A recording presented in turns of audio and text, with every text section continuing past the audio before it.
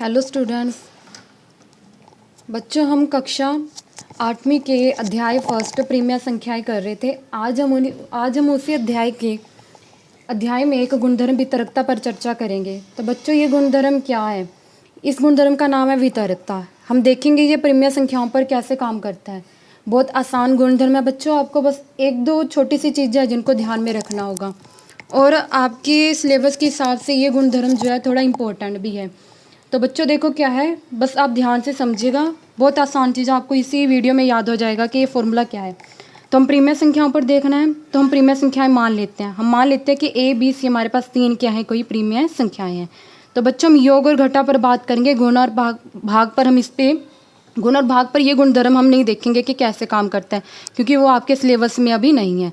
तो योग और घटा पर बात करेंगे हम। तो बच्चों पहले योग पर बात करते हैं। तो योग पर गुणन की वितरकता, यानी योग पर ये जो गुणधर्म है कैसे काम करता है। तो बच्चों कुछ वर्ड है जिनका ध्यान रखिएगा आप। इसमें क्या आ रहा है कि योग आ रहा है, योग का निशान क्या होता है, प्लस का, और एक क्या आ रहा है, गुणन। गुणन का निशान क्या होता है, गुना का।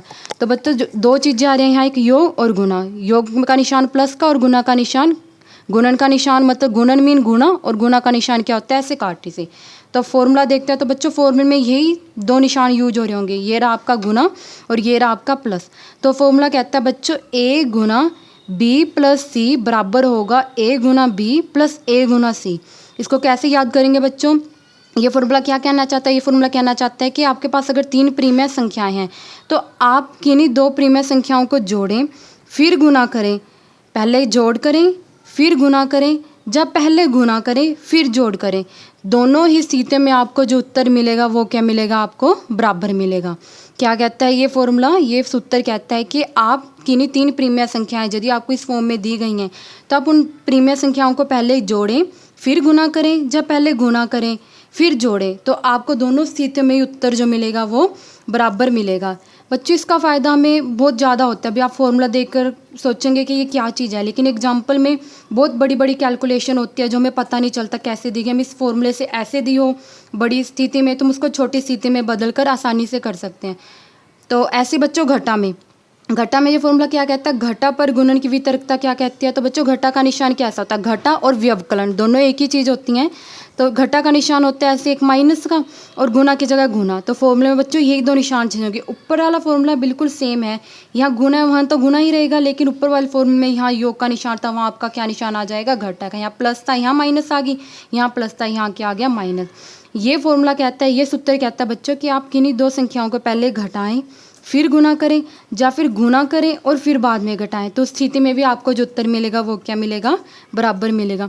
कन्फ्यूजन है बच्चों, अगर आपको एक बार लग रहा है कि पता नहीं ये क्या फॉर्मूले हैं और कैसे हैं, हमें याद नहीं हो रही या समझ में नहीं आ रहे, तो अभी हम उदाहरण करेंगे, उससे आपको बहुत अच्छी तरह से ये क्लियर हो जाएंगे।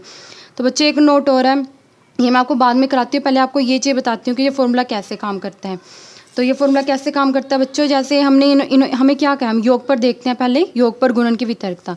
तो इन्होंने कहा ए बी सी कोई तीन प्रीमियर संख्याएं मान लिया, हम कोई ए बी सी तीन प्रीमियर संख्या ले लेते हैं। मान लेते हैं ए क्या है हमारा 2 है, और बी क्या है हमारा 3 है, और सी क्या है हमारा 5 है। ये हमें तीन प्रीमियर संख्या दी, सभी पूर्णांक प्रीमियर संख्याएं होते हैं। तो मैंने मान लिया ए 2 बी 3 और सी क्या है 5 है। अब मुझे दे दिया किसी ने कि 2 गुना, अब फॉर्मूले में रखते हैं बच्चों, पहले फॉर्मूला देखते हैं क्या ये सच में सही है कि गलत है। तो फॉर्मूले में इस साइड रखते हैं, हम बाएं पक्ष में वैल्यू रखें। तो 2 गुना 3, बी की जगह 3 और सी की जगह क्या रखा 5। तो यही चीज़ लिखी हुई थी ए की जगह 2 गुना का निशान, और बी की जगह क्या लिख दिया मैंने 3, और सी की जगह क्या लिख दिया 5, बीच में क्या है प्लस।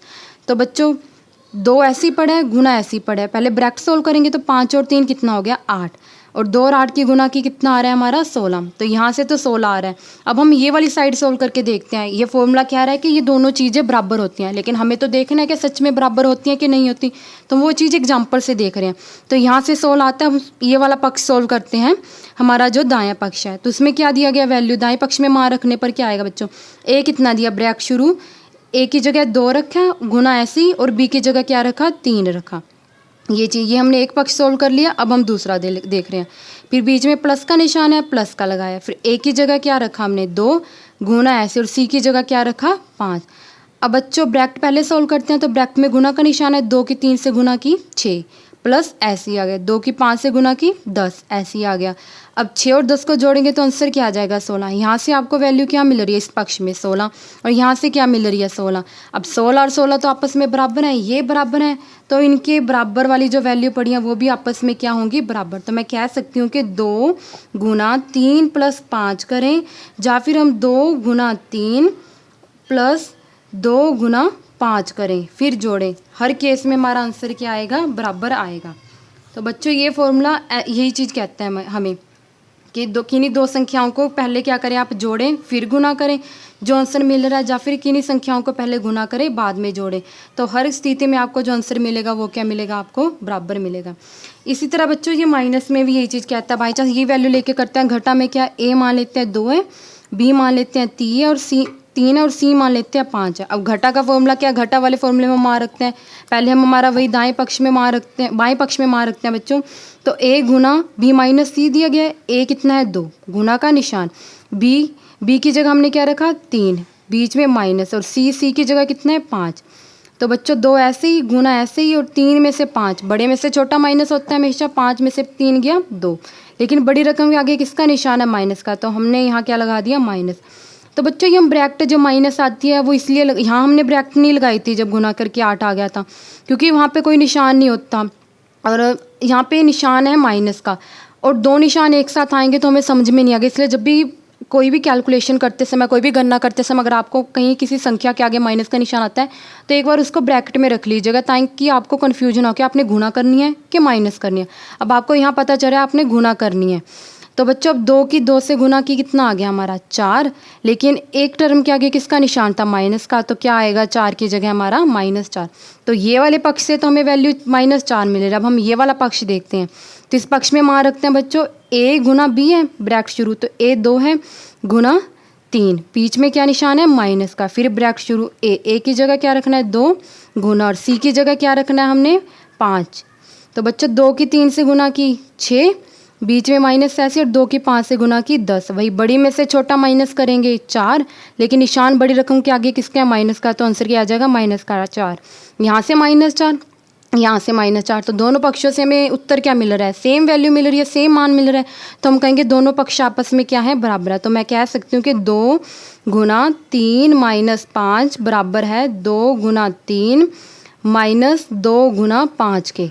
तो बच्चों मैंने एक एग्जाम्पल लिया सा छोटा सा, जिससे ये साबित हो रहा है, मतलब ये सिद्ध हो रहा है कि ये दोनों पक्ष जो है बराबर आ रहा है, कि वैल्यू को आप पहले जोड़े फिर घटा करें, पहले जोड़े फिर गुना करें, या पहले गुना करें फिर जोड़ें, या फिर पहले घटा करें फिर गुना करें, या फिर पहले गुना करें फिर घटा करें, तो आपकी वैल्यू का जो मान होगा वो हमेशा क्या आएगा, सेम आएगा। तो बच्चों आप कोई भी एग्जाम्पल ABC और अपनी मर्जी से वैल्यू लेकर सॉल्व करके देखिएगा, हर केस में आपकी वैल्यू क्या आ रही होगी, बराबर आ रही होगी। तो ये हमारा वितर्कता गुणधर्म है। अब हमें इस गुणधर्म का काम कैसे आएगा, बाई चांस बच्चों ये गुणधर्म जो है हमारा, मैं अभी आपको कोई कैलकुलेशन दे दी गई है, फॉर एग्जांपल बच्चों ये गुणधर्म कैसे काम आएगा। मैं आपको एक रकम दे रही हूँ, मैंने आपको दिया 1/3 गुना 1/5 प्लस 1/3 गुना 7/5। मैंने आपको बोल दिया कि इस चीज़ को सोल्व करने, एक तो आप क्या करेंगे, पहले इन दोनों की गुना करेंगे, फिर इन दोनों की गुना करेंगे, फिर जोड़ेंगे।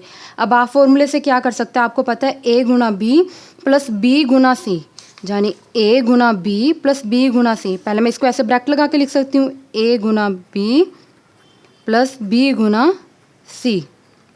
अब ये वैल्यू मेरी इस तरह की नहीं बन गई, ये जो फॉर्मूला दिया होता पहले वाला। तो अब इसको अलग अलग गुना करने की बजाय क्या कर सकते हो, दोनों में सेम क्या है, इनमें क्या होता है, जो a था वो मैंने क्या कर लिया, बाहर था फॉर्मूले में, इन दोनों में ये मान लेते हैं a है, ये मान लेते हैं b है, ये मान लेते हैं a है, और ये मान लेते हैं c है।